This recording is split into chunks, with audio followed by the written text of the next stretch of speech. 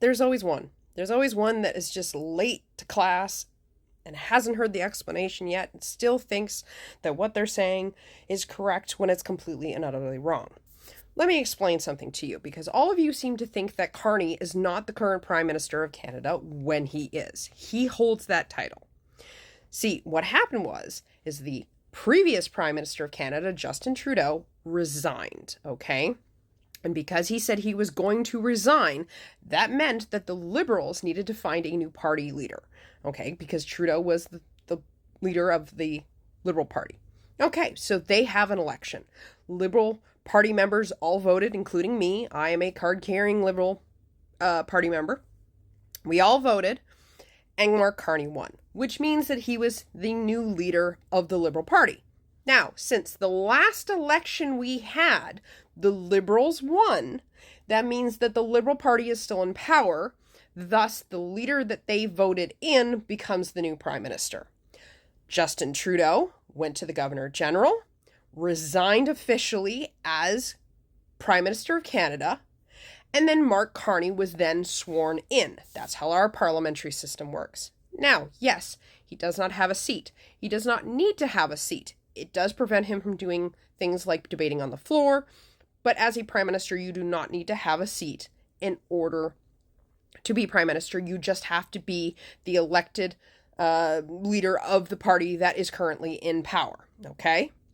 Now, the election was called, so in the middle of an election right now, Prime Minister Carney is still Prime Minister because the election has not happened. The current government has not been voted out. People have not finished going to the polls, though right now you could technically vote, right? But nobody has gone to the polls. Nobody has elected a different party yet.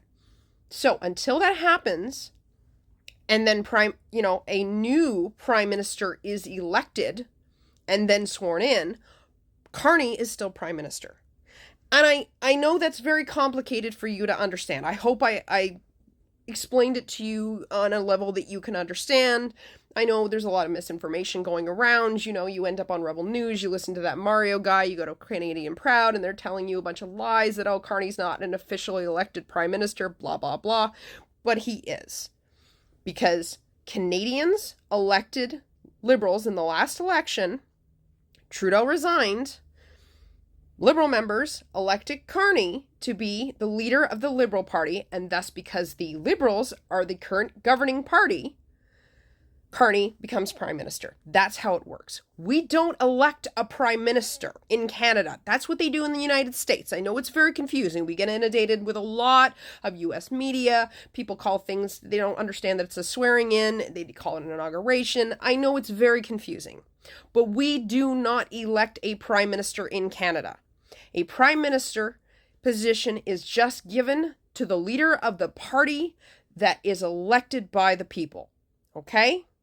I hope that finally sinks in and you stop trying to say that we don't have a Prime Minister. Because Prime Minister Carney is still dealing with his Prime Minister duties. He is still talking to foreign leaders. He is working on trade deals. He is dealing with Donald Trump. He is doing everything that a Prime Minister is doing, even though Parliament is prorogued right now and not in session. Okay? Or sorry, I shouldn't say that. It was prorogued, but technically Parliament has been dissolved now. But he is still Prime Minister.